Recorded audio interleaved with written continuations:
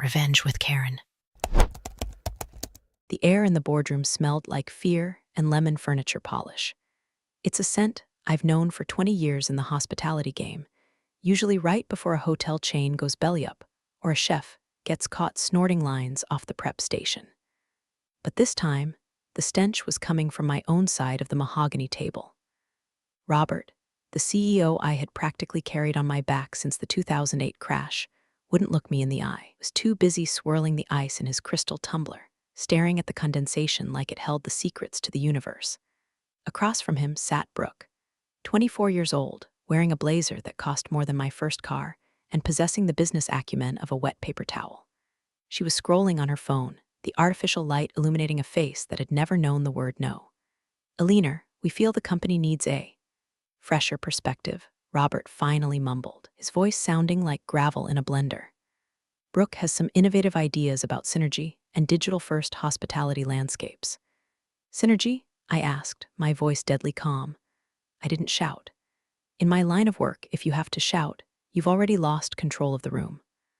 "Robert, last week Brooke suggested we replace the concierge staff at the inpatient care properties with iPads to gamify the check-in experience. Deal with high-end luxury estates and boutique hotels. Our clients don't want to gamify anything. They want a human being who knows how to fold a pocket square and get a stain out of silk at 3 a.m. Brooke finally looked up. Her eyes were dead sharks swimming in a sea of entitlement. "See, Daddy, this is what I mean. Alina is so analog. We're pivoting to a disruption model."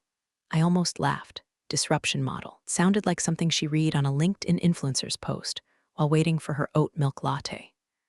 Before I continue detailing how I was gutted like a fish in a suit, do me a quick favor. If you love watching corporate karma unfold, hit follow and upvote. Because trust me, the petty levels in this story are about to skyrocket, and it really helps the team keep these stories coming. "The merger with NeoStay is happening," Alina, Robert said, finally finding a spine, albeit a crooked one. "And part of their condition is a restructuring of the executive board. We're going to have to let you go, effective immediately." It wasn't the firing that stung. It was the erasure. I had built this firm's reputation brick by brick. I was the one who smoothed over the scandal at the Palmer House. I was the one who secured the contract for the governor's ball 3 years running. And now, it was being traded in for generic disruption strategy led by a girl whose hardest day of work involved choosing a filter for her brunch photo. "I see," I said, standing up. I smoothed the skirt of my charcoal suit. "No wrinkles. Never let them see the wrinkles. And my equity, buyout," Brooke chirped, sounding bored. "Pennies on the dollar, technically, since the merger dilutes the previous stock options." Legal drew it up. "It's all in the packet." She slid a thick manila envelope across the table. It stopped inches from my hand. I didn't open it. I knew what was inside. A check that would look big to a layman, but was an insult to a partner. A non-disclosure agreement thick enough to choke a horse. And a non-compete clause that practically banned me from entering a hotel lobby in the state of Illinois for 2 years. "You're making a mistake, Robert," I said, ignoring Brooke entirely. "Not because you're firing me, because you're letting a child fly the plane." "Watch it, Alina," Brooke snapped, her voice losing that fake corporate sheen and revealing the spoiled brat underneath. "You're obsolete. Take the severance and go knit something." I walked out of that office with nothing but my purse and my dignity. The walk to the elevator felt like a funeral march, but my mind was already racing. They thought hospitality was just about table settings and profit margins. Forgot the other side of the coin. Hospitality is about control. It's about anticipating needs before the guest even knows they have them. It's about knowing where the bodies are buried because you're the one who arranged the turn-down service. I didn't go home and cry. I didn't drink a bottle of wine and key Robert's car. I went to my apartment, sat at my glass dining table, and opened my laptop. I wasn't going to compete with them. Non-compete clause said I couldn't work for a competitor. It didn't say I couldn't become the landlord. The rage was there, certainly. It was a cold, hard knot in my chest, tightening every time I thought of Brooke's dismissive wave. "Go knit something." Oh, I was going to knit something all right.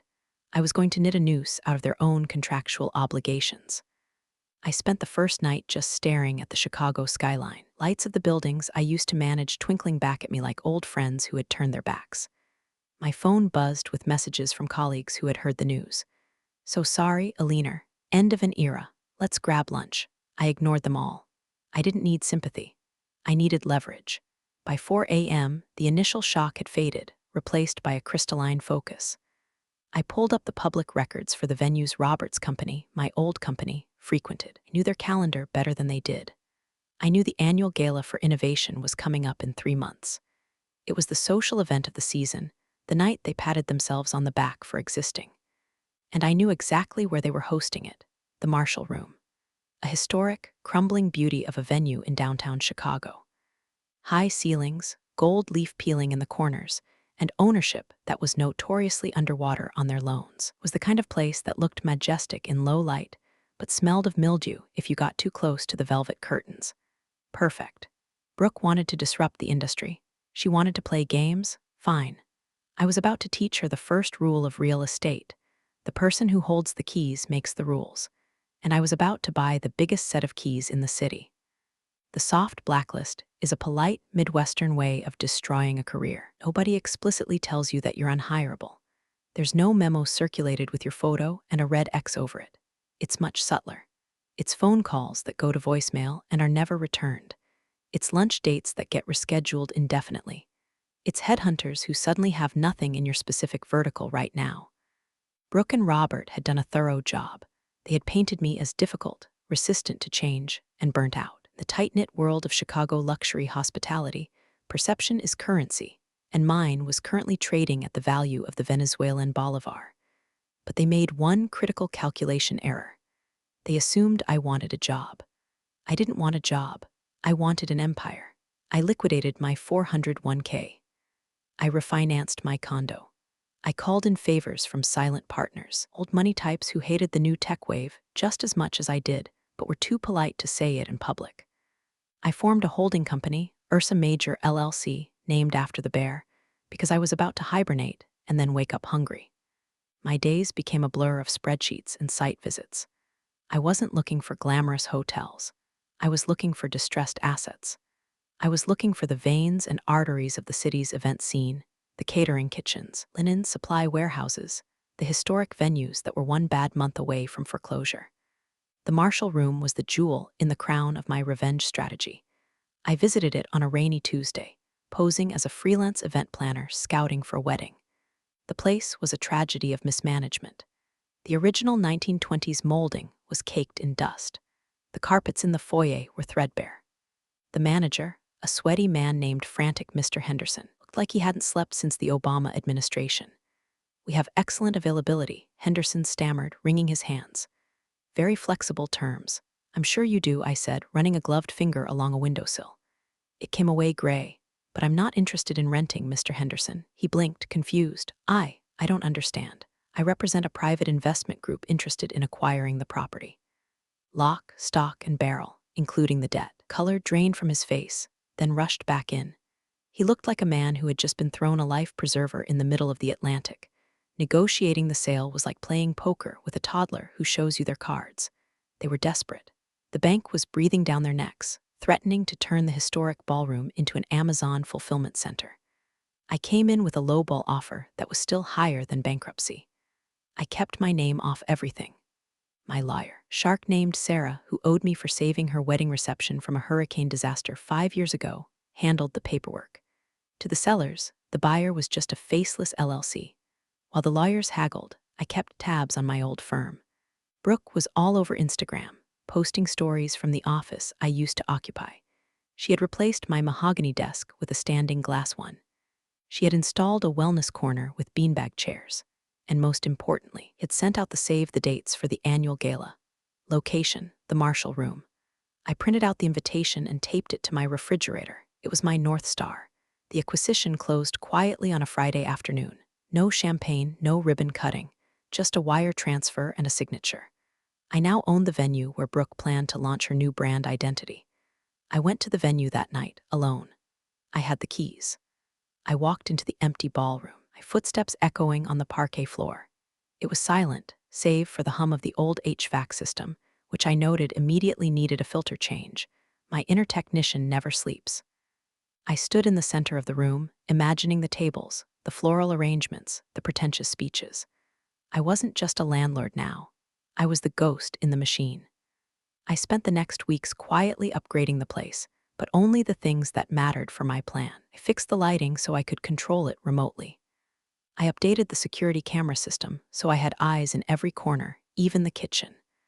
I reviewed every single vendor contract attached to the venue, and then I found it, the existing contract for the gala. It had been signed 6 months ago by Mr. Henderson. It was a standard, boilerplate agreement, but buried in the fine print, under the section regarding Code of Conduct, was Clause 14b. Clause 14b. The lessee and their guests agree to adhere to strict standards of conduct towards venue staff and management. Any verbal abuse, harassment, or derogatory behavior towards staff constitutes a material breach of this contract, granting the lessor the immediate right to terminate the event, refuse service, and eject the lessee without refund. It was a clause usually meant to protect waiters from drunk uncles at weddings. It was vague, broad, entirely at the discretion of the lessor. Me. I traced the words with my finger. It was the trapdoor. Now, all I had to do was wait for Brooke to walk onto it. And knowing Brooke, she wouldn't just walk, she would stomp. Ownership changes are funny things. If you do them right, nobody notices until the rent check clears. I kept the existing staff at the Marshall room, the waiters, the janitors, the kitchen crew. They were good people mostly, just led by incompetence. Called a meeting with the core team a week after the purchase. I introduced myself simply as the new management consultant. I didn't tell them I owned the building. I told them I was there to optimize operations. They were terrified at first, expecting layoffs. Instead, I gave them all a 10% raise and new uniforms. Black, crisp, tailored. We are elevating the standard, I told them. No more mediocrity. You are the best in the city, and you will dress like it. The loyalty in their eyes was instant. They had been starved for leadership. Then, the requests from Brooke's team started rolling in. Since I was now CC'd on all management emails, I saw the madness firsthand. Brooke didn't communicate through professional channels. She communicated through frantic emails sent at 2 a.m. with subject lines like urgent, vibe shift needed. She wanted to hang aerial acrobats from a ceiling that I knew, for a fact, would support more than a chandelier. She wanted to replace the historic oak bar with a molecular gastronomy hydration station. She wanted the waitstaff to wear body paint instead of shirts. I, acting through my alias E. Vance, director of operations, systematically denied the dangerous requests while approving the expensive ones. Regrettably, the ceiling load-bearing capacity cannot support the acrobats. However, can approve the importation of the endangered orchids you requested, provided the insurance waiver is signed. I was letting her hang herself with her own budget. 3 days before the gala, Brooke came for a site visit. I was there, of course. I was in the back office, watching the security feed. I saw her strut in, followed by a gaggle of terrified assistants and Robert, who looked like he had aged 10 years in 3 months. "It smells old in here," Brooke announced, clicking her nose as she stood in the foyer I had just spent $10,000 restoring. "Can we pump in some scent? Like sandalwood and money?" "I'll ask the venue coordinator," an assistant squeaked. "And this lighting," Brooke gestured vaguely at the crystal chandeliers. "It's so, Grandma. Can we put gels on them? Make it neon pink. I want a cyberpunk Gatsby aesthetic." I watched on the monitor, sipping my lukewarm tea. Cyberpunk Gatsby. Phrase alone was enough to make F. Scott Fitzgerald spin in his grave fast enough to power the city grid. "Brooke, honey, maybe we stick to the classic theme?" Robert suggested weakly. The board is expecting the future, Dad," she snapped. She turned to a waiter who was polishing glasses nearby, Miguel, a sweet man who had worked there for 15 years. "Hey, you, less rubbing, more moving. Get these chairs out of here. I want beanbags." Miguel looked confused. "Ma'am, the event is a seated dinner. Did I ask for your opinion?" Brooke scoffed, rolling her eyes so hard I thought they'd detach. "God, help is so hard to find these days. Just do what I say." I leaned closer to the screen. There it was, the disrespect, the casual cruelty. She treated Miguel like furniture. I picked up the phone and dialed Sarah, my lawyer. "The Clause 14b addendum fully enforceable in Illinois regarding immediate eviction?" I asked. "Ironclad," Sarah replied. "As long as you have proof of the breach. Witnesses or recording." "I have both," I said, watching Brooke berate Miguel about the thread count of the napkins. "Eleanor," Sarah warned, "if you do this, you burn the bridge. You nuke the bridge. You salt the earth where the bridge used to be." "Sarah," I smiled, though no one could see it. "I'm not just burning the bridge. I'm charging them admission to watch the fire. The day of the gala arrived. The tension in the air was palpable. My staff now, were on edge. They had dealt with bridezillas before, but Brooke was a special breed of monster. She had already made 2 waitresses cry during setup. I arrived at 4 p.m. I wasn't wearing my usual power suit. I went to the employee locker room. I took off my diamond studs. I pulled my hair back into a severe, invisible bun. I scrubbed my face of makeup. And I put on the uniform. Black trousers, black button-down, black apron. I looked in the mirror. Alina, the executive, was gone. In her place was just another invisible worker bee, another faceless servant for the elite to ignore. My heart was hammering, not with fear, but with adrenaline. This was it, the undercover boss from hell. I walked out into the kitchen, grabbed a tray of water glasses, and merged into the flow of the night. It was showtime. There's a specific kind of invisibility you achieve when you put on a service uniform. You become part of the architecture. People don't look at you.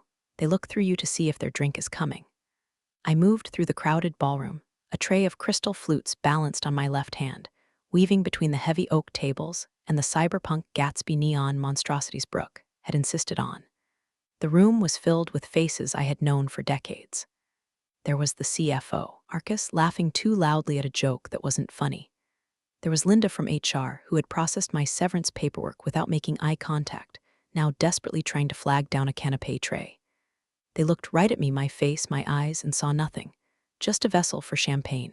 It was exhilarating and terrifying. I poured wine. I cleared bread plates. I kept my head down, my posture deferential. "Excuse me, sir." "Right away, ma'am." Voice was a soft drone, stripped of the authority I usually commanded. I made my way toward the head table. This was the danger zone, table 1. Robert sat at the center, looking like a man attending his own execution. Next to him was Brooke, radiating manic energy in a dress that looked like it was made of tinfoil and bad decisions. She was live streaming, holding her phone up high, narrating to her followers. "Hey guys, we are live at the gala. It is giving luxury. It is giving disruption." She panned the camera around the room. I ducked slightly, placing a fresh bottle of sparkling water on the table. "Ugh, finally," Brooke muttered, not looking at me. "I've been parched for like 5 minutes.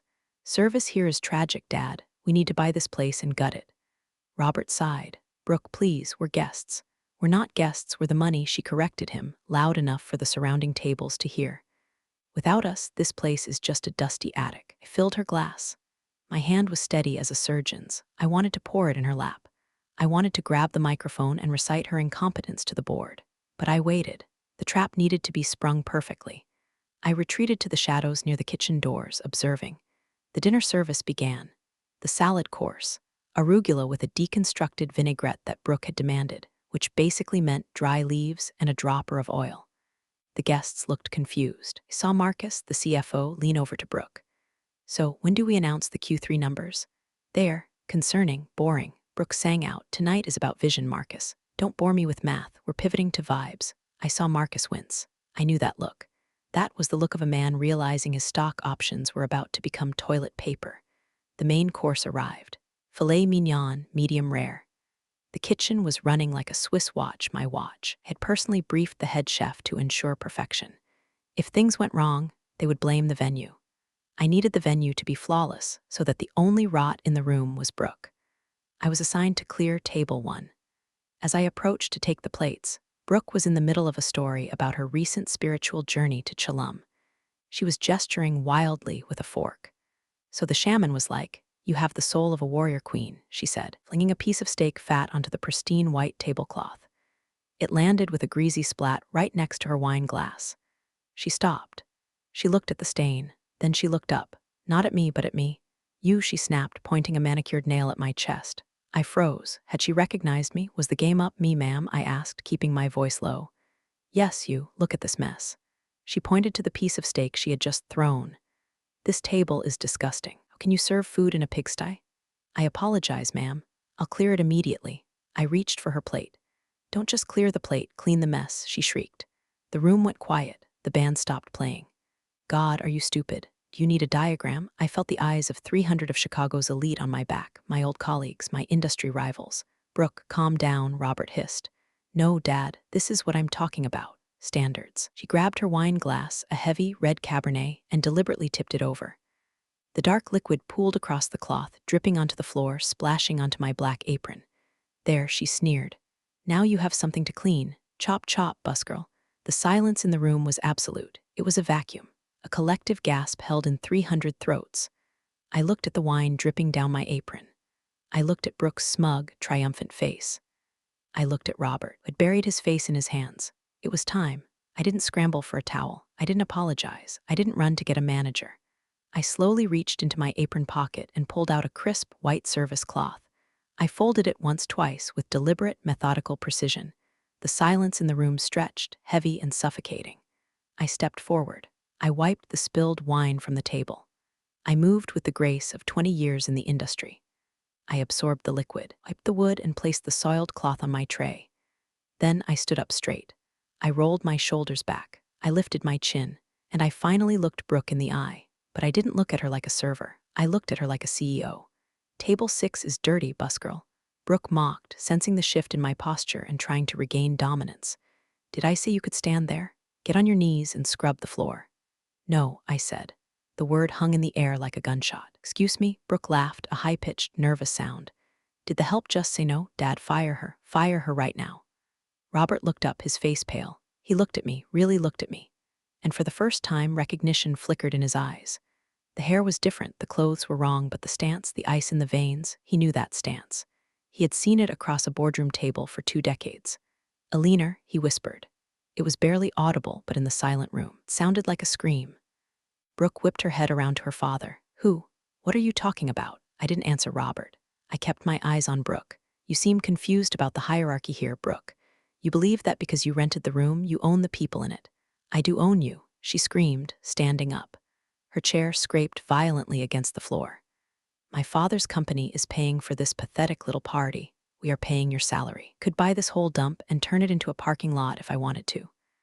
Actually, I said, my voice projecting clearly to the back of the room without shouting. You can't. I signaled to the darkness at the edge of the room. The house lights shifted. The spotlight that had been focused on the stage widened to include me. Because this dump, I continued, stepping closer to her, invading her personal space, was sold 3 weeks ago. Brooke blinked. So what? New owner, same trash. New owner, I said, allowing a small, razor-thin smile to grace my lips, is extremely particular about the conduct of her guests, especially regarding Clause 14B of the rental agreement. I reached into the back of my apron, not for a wine key, but for a black envelope. The same kind of black envelope I used to use for VIP invitations. What is this? Brooke scoffed, though her hand trembled slightly as she took it. That, I said, is your eviction notice. Murmurs started. A low rumble of confusion and shock from the guests. You're crazy, Brooke spat. You're just a waitress having a breakdown. Security, get this psycho out of here. She looked around for the security guards. 2 large men in black suits stepped out from the shadows near the kitchen. They walked purposefully toward table 1. Brooke smirked. Finally, drag her out. The guards walked past me. They stopped on either side of Brooke. I'm sorry, Miss Vance, lead guard said to me, ignoring Brooke entirely. Is this the individual causing the disturbance? Brooke's jaw dropped. Miss Vance? Who is Miss Vance? I'm the CEO's daughter. I turned to the guard. Yes, James. This is the individual, and her guest. I gestured to Robert. They are in violation of their contract, abuse of staff, disorderly conduct, destruction of property. I turned back to Brooke. The realization was starting to dawn on her. Puzzle pieces were clicking together. The refusal of her absurd requests, the strict adherence to policy, the voice that sounded hauntingly familiar. I bought this venue yesterday, I lied. It had been weeks, but the dramatic effect was better, and I reserve the right to refuse service to anyone, especially little girls who don't know how to hold their liquor. Alina, Robert choked out, standing up. Alina, please, let's talk about this. We're done talking, Robert, I said, my voice dropping to a chill. You wanted disruption. You wanted to shake up the industry. Congratulations. Consider this your disruption. Brooke opened the black envelope. Her fingers fumbled with the wax seal, my personal seal, a bare Ursa Major.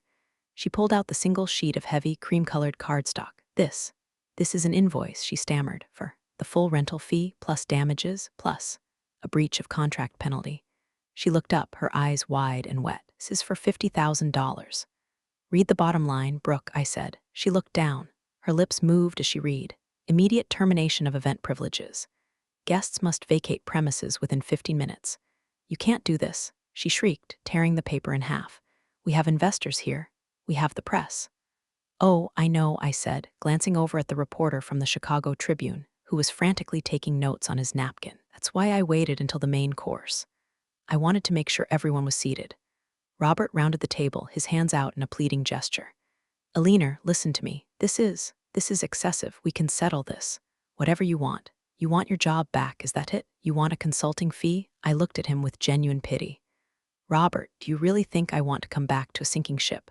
I don't want a job. I don't want a fee." I took a step back, dressing the room at large. The guests were silent, forks hovering halfway to mouths. "Ladies and gentlemen," I announced, "my apologies for the interruption to your dinner. The venue management has determined that the host of this event has violated the terms of our service. As such, the event is concluded." "No," Brooke screamed. "Sit down. Everyone sit down. She's lying. She's a nobody." However, I continued, ignoring her tantrum. "The kitchen has prepared a lovely dessert, chocolate lava cake. Since the host has forfeited their deposit and paid the penalty fee, the bar is now open on the house. For everyone except the host party." A ripple of nervous laughter went through the room. They were confused, but they were also entertained. And free alcohol is a powerful motivator. "You," I pointed to Brooke. "And you," I pointed to Robert. "And your executive team, you are leaving. Now. I'm not going anywhere." Brooke grabbed the tablecloth, knuckles white. "I'm calling the police." "Please do," I said calmly. "I have the deed to the building in my office safe. I have the signed contract with Clause 14B highlighted, and I have video footage of you assaulting a staff member, me, with wine. I also have footage of you calling Miguel a racial slur during setup." That was a bluff. She hadn't used a slur, just general abuse, but in the court of public opinion, accusation was enough to make the air leave the room. Brooke gasped. "I didn't, you liar, did you?" I raised an eyebrow. "Do you want us to play the tape for the Tribune?" Brooke looked at the reporter. She looked at the guests, who were now looking at her with open disgust. The cyberpunk Gatsby facade was crumbling. She wasn't the visionary CEO. She was just a mean girl in a foil dress who had pushed the wrong woman. "Dad," she whimpered, her voice small. "Fix it." Robert looked at me. He looked at the ruin of his gala. He looked at his daughter. And for a second, I saw the defeat. He knew he had bet on the wrong horse. He had traded competence for flash, and now the flash was burning the house down. "Let's go, Brooke," Robert said quietly. "What? Let's go, before she calls the police." Robert grabbed her arm. "But my party." "It's not your party anymore," I said. "It's mine." I signaled James, the security guard. "Escort them out. The back exit. We don't want them cluttering up the lobby." "The back exit?" Brooke choked. "By the dumpsters." "Fitting, isn't it?" I smiled. "Service entrance only for staff. And since you treated the staff like garbage, you can leave with it. The walk of shame is a long one in the Marshall room. The ballroom is 100 feet long, lined with mirrors." Brooke and Robert had to walk the entire length of it, flanked by my security team. Brooke tried to maintain some dignity at first, tossing her hair and glaring at the guests. But nobody met her eyes. The investors were suddenly very interested in their shoes. The board members were checking their phones. The social exile was instantaneous. In this industry, you can survive bankruptcy, you can survive divorce, but you cannot survive being publicly humiliated by the help. As they passed table 4, I saw Marcus, the CFO, watching them go. He caught my eye, raised his glass of free scotch in a subtle toast. Marcus was a survivor. He knew which way the wind was blowing, and right now, it was blowing a hurricane-force gale in my direction. When the double doors at the back of the room swung shut behind them, a collective exhale swept through the room. The tension broke. I stood there in the center of the floor, wine still dripping from my apron. "Miguel," I called out. Miguel hurried over, looking at me with wide, awestruck eyes. "Yes, Miss Vance, get a mop for this spill," I said, "and then bring out the dessert. And tell the band to play something that isn't techno-jazz. Maybe some Sinatra." "Yes, ma'am," he practically saluted. I turned to the room. "Please enjoy the rest of your evening. The disruption has been handled." I walked out of the ballroom and into the kitchen. As soon as the doors swung shut, the staff erupted. The chefs started banging their ladles on the counters. The dishwashers cheered. The waiters clapped. It was a standing ovation from the people who mattered. "Did you see her face?" One of the line cooks yelled. "She looked like she swallowed a lemon." "You're a legend, boss," Miguel shouted. I leaned against the stainless steel prep table and let out a long breath. My hands were shaking slightly, now that the adrenaline was fading. I untied the stained apron and tossed it into the laundry bin. All right, I said, suppressing a smile. back to work. Have 300 soufflés to plate. Let's show them what actual service looks like. I went to the manager's office, my office, and sat down. I pulled up the security feed of the back alley. On the grainy black and white screen, I saw Robert and Brooke standing by the dumpsters. It was raining lightly. Brooke was shivering, her phone in her hand, furiously typing. Robert was leaning against the brick wall, head in his hands. I watched them for a minute, just a minute. It wasn't joy I felt, it was satisfaction.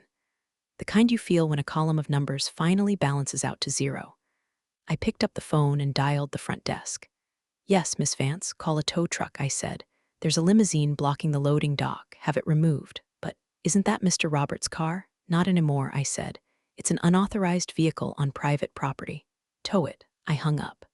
The gala continued inside. I could hear the faint strains of Fly Me to the Moon drifting through the walls. The guests were happy. The staff was happy. The parasite had been excised, but I wasn't done. The eviction from the venue was just the opening move. Now came the blockade. A week later, the fallout was spectacular. The Tribune ran the headline, "Gala Gone Wrong, CEO's Daughter Evicted by Mystery Landlord." The stock price of Robert's company dipped 14% in 2 days. Vision was being questioned. I was back in my tailored suits, working out of the renovated office at the Marshall Room. I had officially registered Ursa Major LLC as a hospitality management group. My phone was ringing off the hook with vendors wanting to work with the woman who kicked out the influencers. Then came the email. It wasn't from Brooke. She had gone radio silent on social media, a miracle in itself. It was from a junior assistant at their firm, dressed to the events manager of the Grandview Terrace. The Grandview Terrace was the only other venue in Chicago with the capacity and prestige to host their upcoming emergency shareholder meeting. They needed to do damage control, and they needed a big, impressive room to do it in. The email was polite, desperate, requesting availability for immediate booking. Budget is flexible. I smiled. I swiveled my chair around to look at the map of Chicago on my wall. I had put pins in the properties I had acquired stakes in over the last 4 months. The Marshall Room was one. The Grandview Terrace was another. I didn't own the Grandview outright. It was too expensive. But I had bought a controlling interest in the operating company that managed their bookings. I was the silent partner who had final say on the calendar. "Sarah," I called out to my assistant, not the lawyer, a new hire, bright kid. "Reply to this inquiry." She looked at the screen. "One from your old company?" "Yes. Do you want me to tell them we're booked?" "No," I said, tapping my pen on the desk. "Tell them we have availability." Sarah looked confused. "You want to let them in?" "Tell them we have availability," I repeated. But due to market volatility and risk assessment based on recent public events, the rental rate has been adjusted. Adjusted to what? "Triple the standard rate," I said, "plus a non-refundable security deposit of $100,000. And a clause that requires prepayment for all damages, estimated at an additional $50,000. Oh, and one more thing. Yes, tell them the venue requires final approval on all event speakers and agendas to ensure alignment with our brand values." Sarah grinned. It was a shark's grin. She was learning, sending it now. They accepted within the hour. They had no choice. Were desperate to show the shareholders they were still in control, still capable of securing a prestige location. I signed the contract as E. Vance, Director of Strategic Partnerships. They still didn't know the extent of my reach.